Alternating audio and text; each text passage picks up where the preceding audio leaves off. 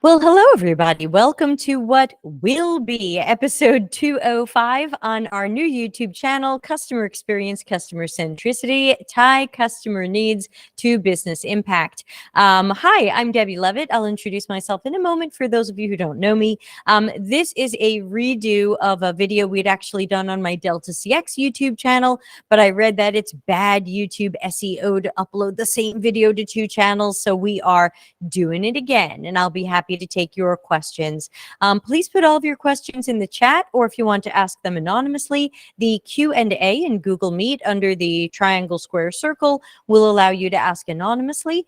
Please remember, everything will go up to YouTube, so we do recommend cameras and mics off. And if you're watching the YouTube video later and you have a question, please write something under the video. I will answer everything personally. And remember that those likes and comments help a lot. So over on YouTube, please give those. And of course, a quick thank you to all of our paid Patreon members. We have now over 120 Patreon members. About half are paying. So paying is optional, but you will get more out of it. So thanks to everybody who is donating to my content universe through our new Patreon at patreon.com/CXCC, which is for customer experience, customer centricity. So let me share my screen. Let's jump into my slides. Today, I just have a bunch of slides, and then I'm going to take your questions. So feel free to ask questions in the chat as I go. I'll look at them after the slides and take questions at the end as well. So let's see. I think this is it. It's got the old name on it, so disregard the old name. This was when it was called Making Impact Maps More Customer-Centric, but it's the same thing as tying customer needs to business impact and getting more buy-in. So let's go. Let me figure out where to get to my slide notes. Okay, here we go. Okay, looks like I forgot the slide where I introduced myself. So hello, quickly, hi, I'm Debbie Levitt from Delta CX. Delta CX is a full-service CX and UX consultancy and agency. We do projects of all types. We do corporate training, workshops. We are getting into staff augmentation. So if we can help bring some people to your company or your projects, let me know. And we also work with companies to improve their CX and UX practices and help them be more customer centric. And that's why people call me Mary Poppins, because I fly in, fix everything I can, sing a few songs, and fly away to where I'm needed next.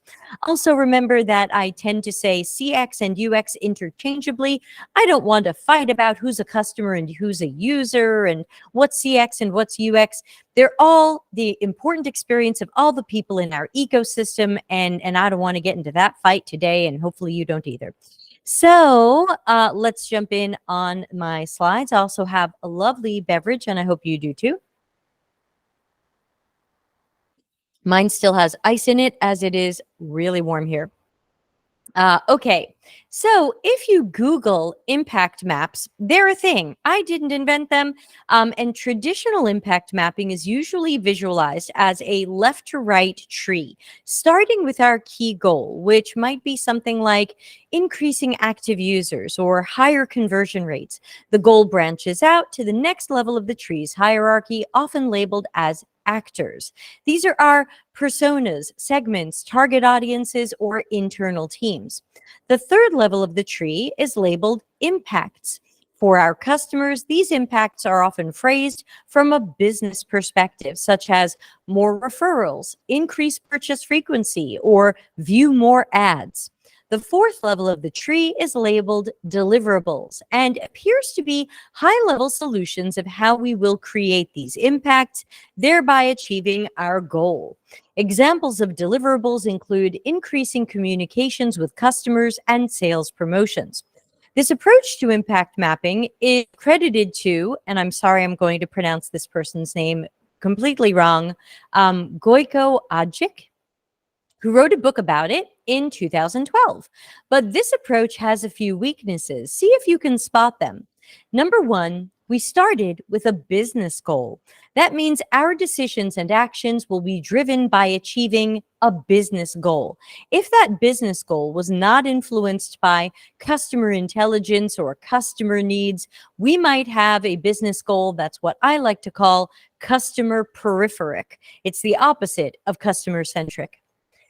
Two, we built a map on how we can push customers toward our business goal.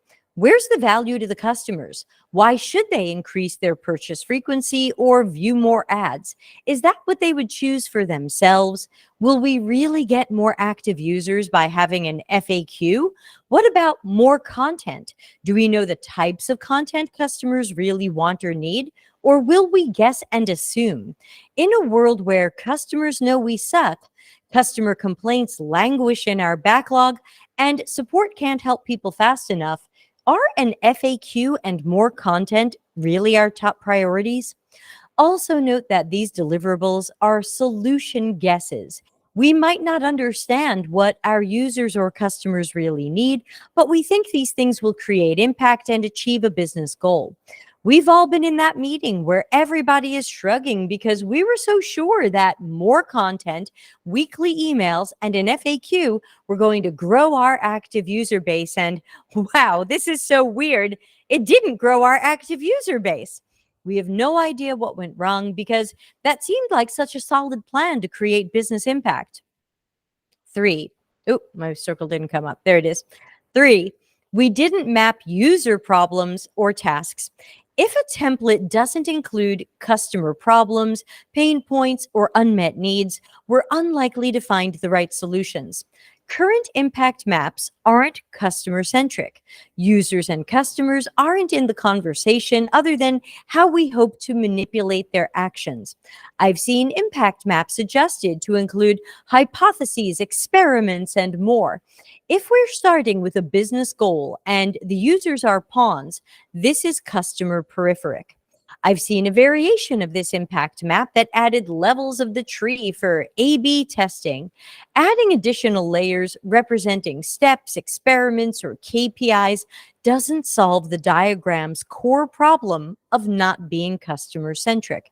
The same is true for opportunities, solutions trees, and other diagrams. They're business-centric, and if the customer is in the conversation, it's often questions around what can we make them do so we achieve our business goals. Speaking of the opportunity solutions tree, it's by Teresa Torres, and it appears to be a cousin of an impact map.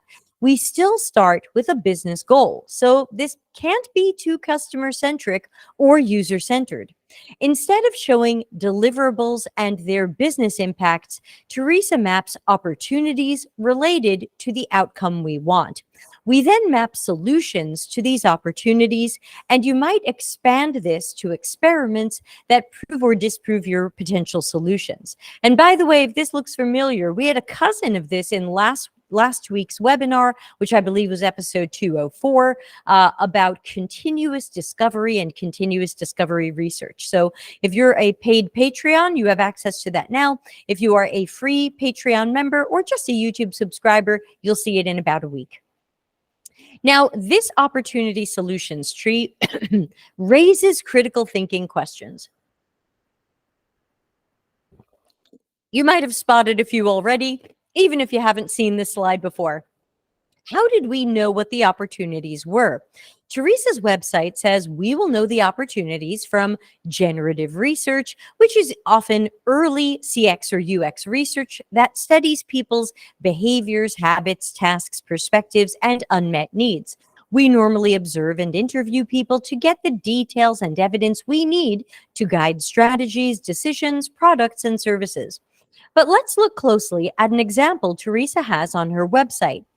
The company wants more engagement, whatever that is, and the opportunities our research revealed are engage with stories and share more stories. Okay, it sounds like a social media website with stories, but now I'm suspicious of the research that drew these conclusions. Did we send people a survey asking if they would like to use more stories or see more stories? Did we learn from observing users that they want to engage with stories more, but they just can't figure out how, or they don't have a good way to do it? I can see the risk of our so called opportunities being guesses, things we wanted to build anyway, or solutions looking for a problem. Additionally, the opportunities found from good generative research shouldn't be written as features like make people engage with stories. Opportunities, pain points, and problem statements detail the unmet needs that solutions might solve. People are unlikely to have an unmet need to engage with more stories. If we're mapping opportunities, they should be solution agnostic and not based on something we hope to make people do. An opportunity should be an area that our company hasn't explored yet that solves a real problem for users. It should be customer centric. I'm suspicious that this tree could easily have nothing to do with good or bad generative research. And once again, I'm concerned that we're working from what the business wants, which can be the opposite of what the customer wants. Maps, trees, and diagrams are generally garbage in, garbage out. So keep your critical thinking flowing and look for garbage. So, when we think about tying customer needs to business impact, we have also the question of is there one of these that's more important or that should be the focal point? In 2023, so earlier this year, as I'm live now, Teresa posted a video to LinkedIn where she said, quote, an opportunity solutions tree starts with a business need, the outcome at the top of the tree. Next, we map out the opportunity space by exploring unmet customer needs, pain points, and desires. Some people ask, why don't we start with customer needs? A product team's job is to create value for the customer while creating value for the business. If we ignore business value, our solutions won't be viable over time. If our products aren't viable over time, our products will be shut down. Or worse, our company will go out of business. When that happens, we don't create any value for customers. So to maximize customer value, we have to start with business value. End quote. Before I give you my response to that, anybody want to put something in the chat, your reaction to that quote? Anything you notice about it that's a little strange or needs a little critical thinking?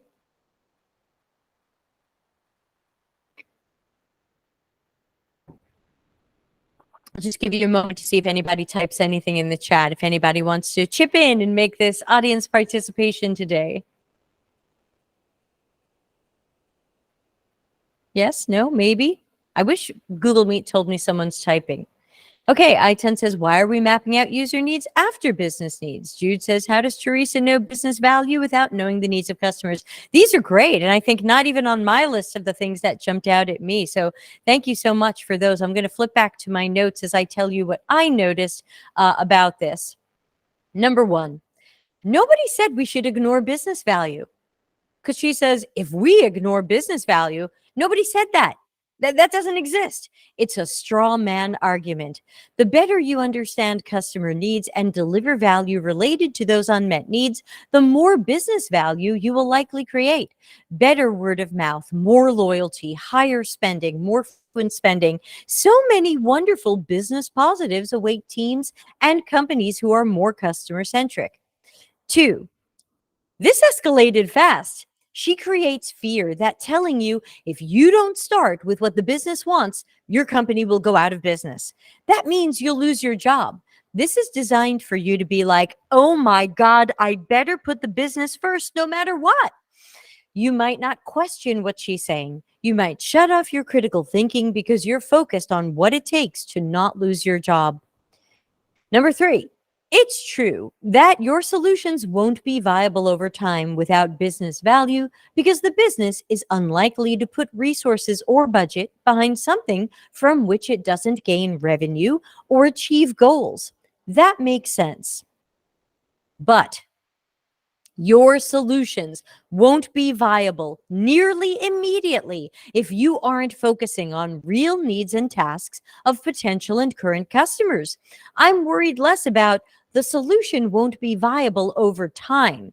If the solution is partially or wholly wrong for our customers now. And what are the many ways we know this?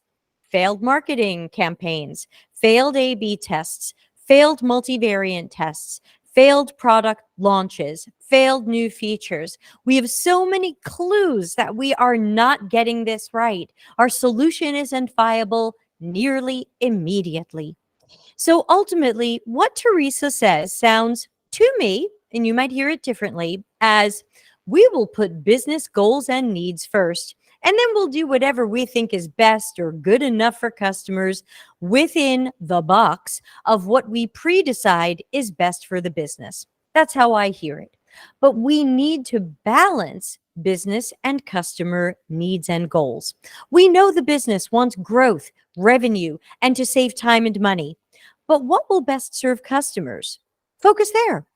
I expect people who offer anti-customer centric advice, training, books, etc. to double down and possibly use more of these logical fallacies and fear tactics. If they switch to being customer centric now, that would undo everything they've sold you so far, which would be bad for them. You'd have many questions about those books or training that you paid for. So rather than having to explain why they now recommend the opposite of their book or training, I expect these authors to double down and use more logical fallacies and more fear to try to make you think you must do it their way. Or I'm also seeing a lot of normalization, like, hey, it's okay if your product launches fail 90% of the time. That's good product management. On what planet? On what planet does our company welcome high failure rates? So keep that critical thinking hat on and consider what authors and trainers, including me, suggest. So do these types of maps or diagrams help us get in touch with where we are guessing, assuming, wondering, or making things up? Not unless we are self-aware and honest about when we think we know something versus when we have the research and evidence to show it's true. I haven't seen any articles telling you to mark anything that is an assumption or guess on these diagrams. Maybe they exist, maybe I missed them, but that would be nice.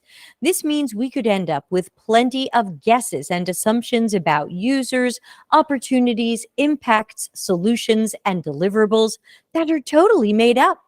I would expect these maps to mostly be guesses, especially where we workshopped them.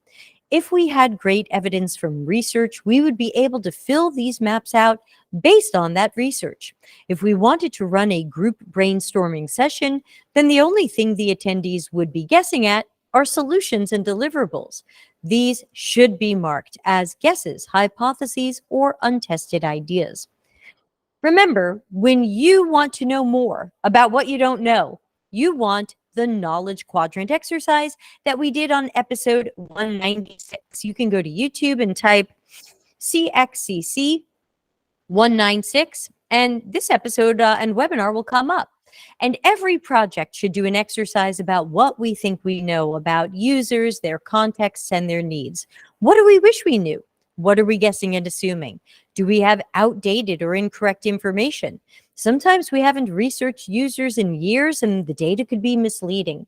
So when we start to realize what we don't know and that we're doing a bit of the guessing lasagna, layers of guessing, it's time for research. And an exercise like this, the more unanswered questions we have as we allow a project to progress, the more risk we incur, and the more expensive it is to fix later.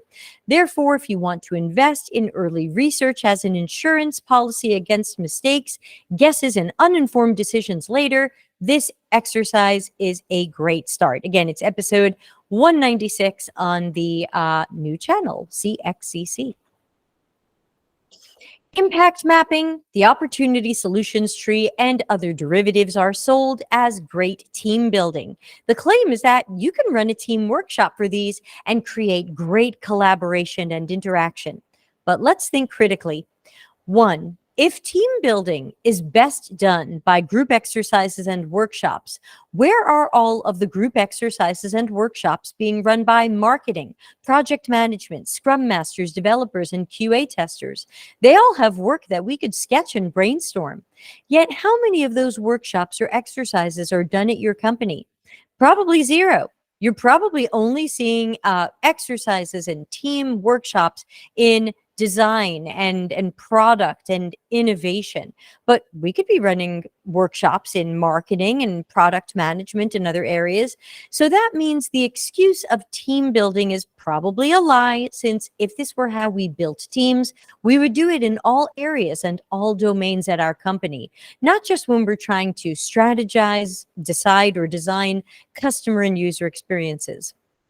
Two, I researched how to build teams online and found mountains of articles, including those published by the New York Times, Forbes, Harvard Business Review, and Entrepreneur.com. Zero of these articles said to hold workshops where everybody does one role's job. The articles actually suggest the opposite. Most of the team building advice included get to know each other, understand what each role does, value and respect those roles, lay groundwork for work styles and deadlines, improve communication, set measurable team goals, celebrate successes with awards and recognition, and talk about failures and where things could improve. And finally, three, I've often seen critical thinkers thrown out of workshops and exercises and never invited to future ones. They don't want anybody pointing out risks, mistakes, and all of the guesses and assumptions we're making without good research and evidence. It can't be team building if we're excluding certain team members. If we only want the team members who sit nicely, play along, and don't raise any concerns, this is theater. So what can we do instead? Let's talk about my Delta CX impact map and how it's going to help you tie business impact to customer needs and hopefully get more buy-in for the projects you believe are priorities. What if we created an impact map where the goal is something our customers are trying to achieve? We could map the current business impact, including numbers if we know them. We could include KPIs or OKRs for how goal achievement will help customers while achieving business goals. So let's look at my sample map on the screen. I'll walk through it in slow motion. Remember to please put any questions up in the chat room. And I will take a look at them after. This is basically the last slide. It's just a really long one. So start asking your questions. So the top of our map is our key customer problem or need. My example here is frustrating and difficult to find the right products on our site. The next level of the map indicates some of the root causes creating or aggravating this problem. So again, I've got a fake map here, but at your job, this should be a real map with real root causes. If you have to guess at them because you don't know, please make sure you mark them assumptive or, not verified or whatever. We don't want anyone to think this is the known validated root cause. So if it's frustrating and difficult to find the right products on our site, I'm imagining that we know from internal and or external research why this is happening. And our root causes might be poor metadata, leading to poor search results, customer knowledge gaps. They don't really know what they're searching for. They don't understand our products. They're not using, they're using different words than we're using. Could just be customer knowledge gaps, which again, you don't fix by trying to train them. That could lead to search results problems. What about non-standardized data? Sometimes other people or companies have added stuff to your database and the data doesn't match up very well and the search results get funky. What if the layout of the search results isn't good? What if this is also a kind of user interface type of problem, whether it's visual design or information architecture or something else? Maybe these layouts don't match people's mental models or needs. Maybe we gave them a list when a grid would have made more sense based on our product. Just examples of possible root causes, and these would be known from our generative qualitative research with our target users, or maybe some internal digging as well. If we don't know these and we're not sure, let's take a look at spinning up a research project so that we can be sure of what is causing this problem. We're not going to fix it if we don't understand what's causing it. And if we're guessing at what's causing it, we're probably not going to fix it very well. There's a break now in the map just visually, because this is not a one-to-one relationship where certain root causes are causing the next thing. So I just didn't draw any lines so that I wouldn't have to draw every line between everything. So next we're going to map the impacts to the business. Again, in my sample map, I've made these up, but in your real map, you should go and find these out. Do some internal digging. Talk to customer support, sales, project managers, people who control budgets. Learn what's going on here. Data and analytics, that's a great team to talk to. So what's going on now that's affecting the business because of this customer need and its root causes? Customers are suffering, and here's how that plays out for the project or the company. This is where we are tying something going wrong for customers or an opportunity we haven't met to the actual impact to the business. And most of this is going to be in the areas that the business cares about: finances, growth, revenue, burning internal resources, things like that. So you're looking for those sorts of things. Here on the sample map, the business impacts I've put, imagining again that this is an e-commerce site and the search results stink. Maybe we have a lower conversion rate. And let's imagine we've run our analytics and we have actual numbers that people who seem to have trouble on our search results convert less often than people who seem to not have trouble or never even saw search results because they found products another way. Maybe there's a lower AOV, which is average order value. That means when people buy, they're spending less. Maybe people who ran into search results problems spend less. Maybe they bought fewer things. Maybe some people bought 2 things. These people bought 1 thing. We have to look for these types of things to tell the business where the impacts really are. Maybe we see that customers who have trouble with search results don't come back. They're not loyal. They don't have a higher purchase frequency. They didn't buy from us again, or things like that. So maybe there is a lower return rate. I don't mean return as in they sent back the goods to get their money. I mean return as in they're a repeat customer. Maybe there's just lower. If we can find these numbers, these would be great to point at the business impacts.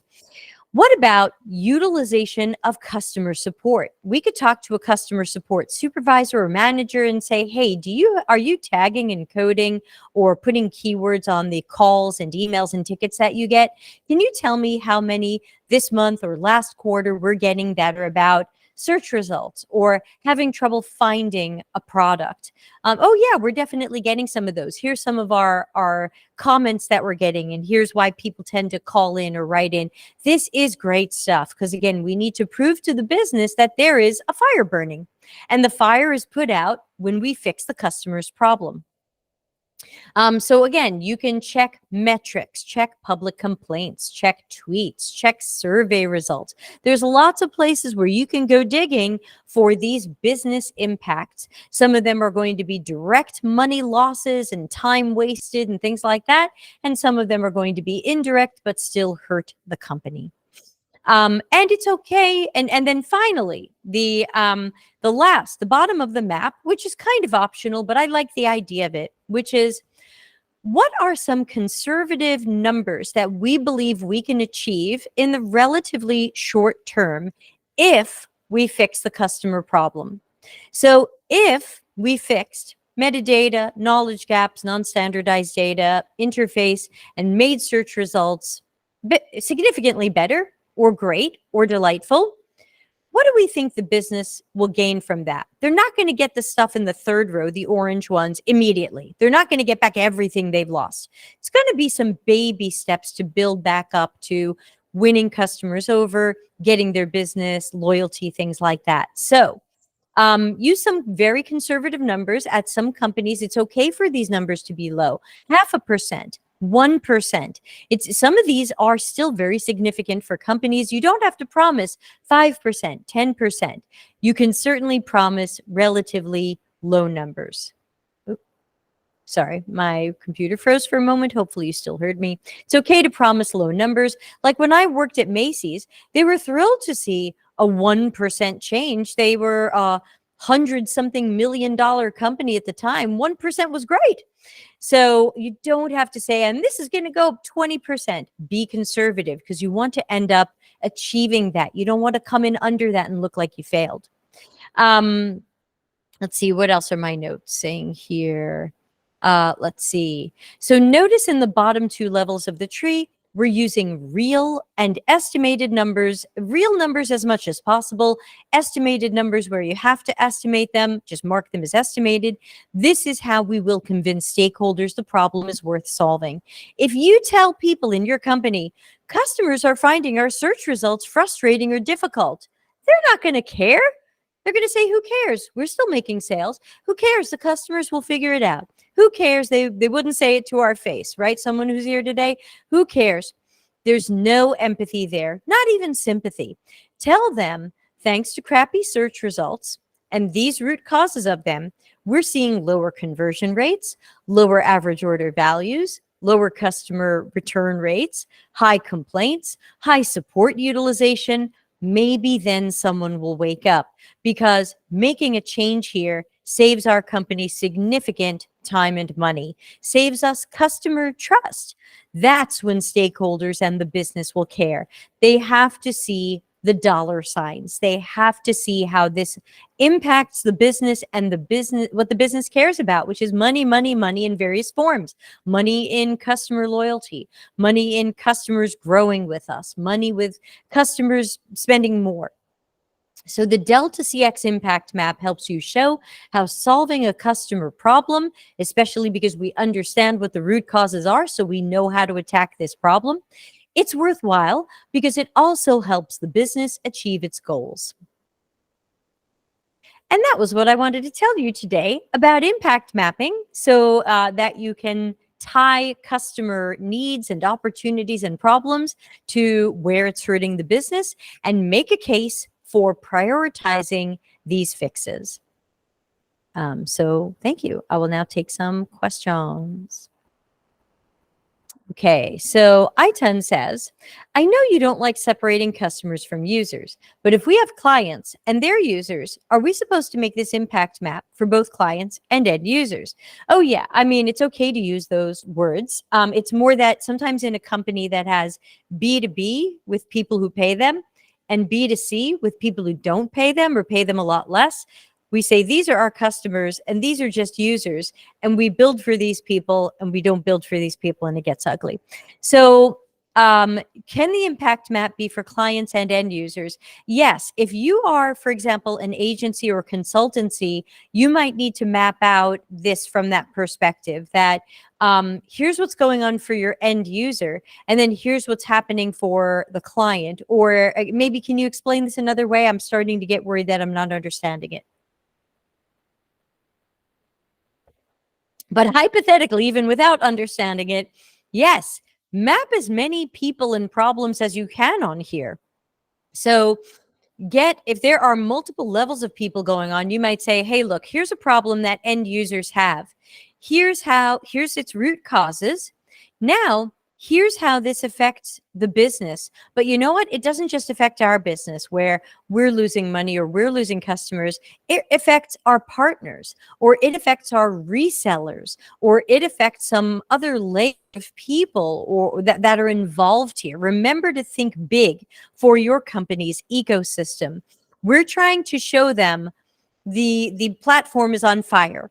We're trying to show them that they can't just brush off, users are having this problem. People love to brush that off and say it's not important, it's a low priority, who cares, we're growing, we're popular. This is designed to show people that shouldn't be brushed off. This is something that is important because it has these negative business impacts. So get as much of your business ecosystem on there as you can. Get the end users, get the buyers, get the B2B and B2C, get the partners and resellers and installers and maintainers. For example, we sell a product to a company that their users are going to use. Absolutely. So you can absolutely map that. Hey, this is where this is bad for the end user. This is where it's bad for our company. But you know what? Here's where it's bad for our clients. Or here's where it's bad for our, whatever we call them, partners, value-added resellers, customers, whatever you call them. And if you call them customers and users, use those words. I just don't prefer them, but that doesn't mean you can't use them. So absolutely map that out. Here's where this is bad for our business. Here's where this is bad for our resellers. Here, maybe go to some of your salespeople. Hey, are we having trouble in any of our relationships with our customers or clients or resellers because our system isn't as good as it could be? Yeah, sometimes we have some partners leave because our system is not good. Great, you get that on your map. We've lost some key partners because our system was poor or our system didn't meet end users' needs or whatever the case may be. This is where you have to be a detective and do some digging and learn how can we prove to the company that this problem is worth addressing and solving because the building is on fire and this is not fine. Shweta says, can you deliver into how this would map to a B2B world? Would there be a layer in between? Yeah, I think we're all asking the same questions. You could add a layer if you think it's important for B2B, but I worry that adds complexity to the map. I'd probably, let me go back to the slide so we're all looking at it while I'm talking about it. Let's see, slide. I stopped the slideshow. Oops, hold on. No, slideshow is here. So then, oh, here it is. Okay. Okay, there we go. Okay, so this is the slide. So you could take that third level, the one, if you're seeing the screen, it's orange. If you're colorblind, it might look kind of yellow, pewtery. I'm not sure. And so, oh, Shweta says, I just realized this could be a good portfolio narrative as well. Sure, everybody wants to hear about impacts in your work. If you can show impact and in your portfolio, that is great. Always do it. So where it says business impacts from customers with this problem, this could be anybody's business. It could be your business. It could be your B2B customers, partners, resellers, maintainers, installers, intermediaries, middle people. Absolutely. You can, your clients, your customers, third parties, just map where these are problems. Does it have to be another layer of the tree? Not necessarily if there aren't a lot of one-to-one relationships there. Trees normally show those well. You could just put that along the way in the orange. And again, do more digging. Do you have strained relationships with companies? Those of you who have read my book, Customers Know You Suck, have probably read the story about the company who ran NPS scores, or just NPS, with their B2B customers at different points of the relationship to try to see a customer satisfaction score at different points in time. I don't love NPS, but I thought this use of it was interesting because at least it would show us, if people start out happy, do they get happier? Do they stay the same? Do they get worse? And they found that when they first signed the contract, the NPS was around 50, which is pretty good since NPS goes from -100 to positive. And then when it was time to sign the contract again, it was time to renew. The contract was ending. They had done business with this company. The NPS was -25. These are absolutely great signs that there's fire. There's fire. Do some digging. How did people go from relatively happy with us to that drastically less happy with us in 6 months? This is not 10 years later. This is months later. This is worth looking at because some of these unhappy people will stay anyway, and some of these unhappy people will leave or do less business with us. Map this out. Their problems are worth investigating and solving. But again, a company might not care. They say, well, we got lots of customers. So what if a few leave? Can we prove to them that there is a so what if a few leave or if they're unhappy? Shweta says, if you have a PM or client come to you with a solution, would the impact map start with dissecting and moving backward from the solution? For example, user stories that are solution driven. I would say no. There's nothing on this screen that is a solution, and that's very deliberate. This is problem, root causes of the problem, how this messes up the business. How does this customer problem mess up our business? There's nothing in here about how do we solve this, what solutions might work, blah, blah, blah. I would ask your PM, especially if they're a Teresa Torres fan, maybe they're using a Teresa Torres style opportunity solutions tree. You have your solutions. What problem are you solving? How do you know this is a problem? What are the root causes of the problem? If your PM knows the problem, you could then make a Delta CX impact map. If the PM says, this is the problem I'm solving, then you say, great, let's map that out. Here's the problem. Do we know its root causes? Oh, we don't know why this is happening? Let's take some time and figure that out. Okay, now we know the root causes. Do we know what's happening in the business because of this problem and its causes? Map that out. So I think if you knew what problem your PM's rush to solution is causing, you could then translate that over to this map and map down from there. But there's nothing on here that's a solution, and I would request that you never put a solution on here. That is not what this map is about. Jude says, I use NPS for EX's feedback to our leaders. Yes, exactly. I don't love NPS, but a lot of companies like it because it's a number and you can watch it over time. And at least to me, if there's a change in that number or it starts out low, we're on fire. Let's find out why. Why? Root causes. Why? Letter Y. Shweta says, if they come to a solution, can we use the map to get them thinking about the problem? No, because if they have a solution, I would ask them, okay, what problem does this solution solve? They go, well, I think sometimes people do this. Okay, how do you know that? So no, I wouldn't put this map anywhere near the solutions that come before problems, solutions looking for a problem, trying to reverse engineer a solution into a problem, trying to reverse a solution into use cases. These are all not customer-centric. Just because we've invented a fake, made-up reason someone could possibly use a solution we've come up with doesn't mean it's a good solution. Doesn't mean we found the right use cases or causes. We made this up. I always love to use the cup I'm drinking out of as an example. Very few people would want to drink out of a cup the size of their head. But I could make up user stories or use cases that would tell you why. Oh, people could fill it up less often. Oh, it's full of tasty goodness. Oh, it'll keep you hydrated longer. I can make up all kinds of things, but they're all fake. And they might not even be true. So please, please, please do not put any solutions on this tree, and definitely don't put a fake customer problem on this tree. Even if your PM says, I think people are, we've all heard this story. If you've seen enough of my shows, and some of you have not, but welcome. Thank you for joining.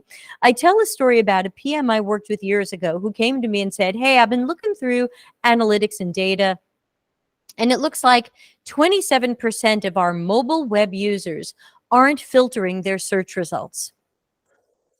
And I said, okay, that's interesting. What does it mean? And they said, well, I think they should be filtering their search results. And I said, but how do we know that this is a problem?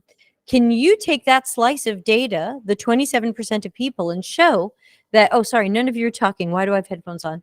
And show that, that there's a problem here. So what? 27% of people do something.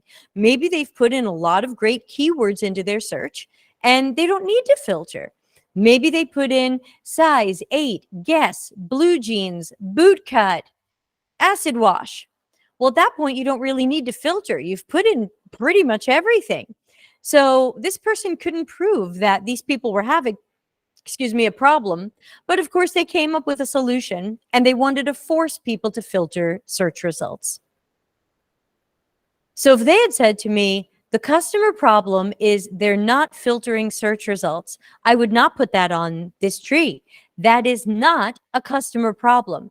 That is a product manager's perception of something a user isn't doing. Sure, it comes from data, but it's not a customer problem from a customer's perspective. Nobody has written to customer support and said, oh no, I searched for something and I didn't filter. So This is not a problem from the customer's perspective. All of these customer problems on the tree must be from the customer or user's perspective. They shouldn't be, I think this is what customers are needing. I think this is what's going wrong for customers. That seems to be what you do on Teresa Torres's tree, where you go, well, the business wants to achieve this, and I think users might like have this opportunity. So maybe this solution will fulfill that opportunity plus solve our business problem. Maybe mapping it out Teresa Torres style makes sense, but please, please do not put fake customer problems on here or any rush to solutions. Okay, we're just about out of time. So if anybody has a question, please ask. Otherwise, thank you for these great questions. It's great to remind everybody that this problem definitely must be a real problem from the customer or user's perspective, and not something we've reverse engineered or think is a use case or think is a user story, because that's just guessing lasagna.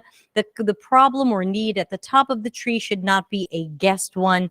It should be a real one that we have verified, and hopefully we know the root causes, or we will make sure that we find them out so that we can map them. This map is about the truth. This map is not about speculation or guesses or assumptions or maybe. It's really about learning these things and making them very visual so that you can communicate with PMs, engineers, data, marketing, leaders, executives, whoever it might be, that this should be a priority to improve or fix or rethink or innovate or redesign, whatever it might be. Thank you for our time together. Let's take a quick look. Remember, you can check out all of our upcoming events at cxcc.to/events. I do have my space workshop coming up this month for Smashing Magazine. That will be in the calendar. That one is paid. And space is happening again in February. That's paid. Everything else is free. It's either a live YouTube stream or one of these Google Meet webinars that later go up on YouTube.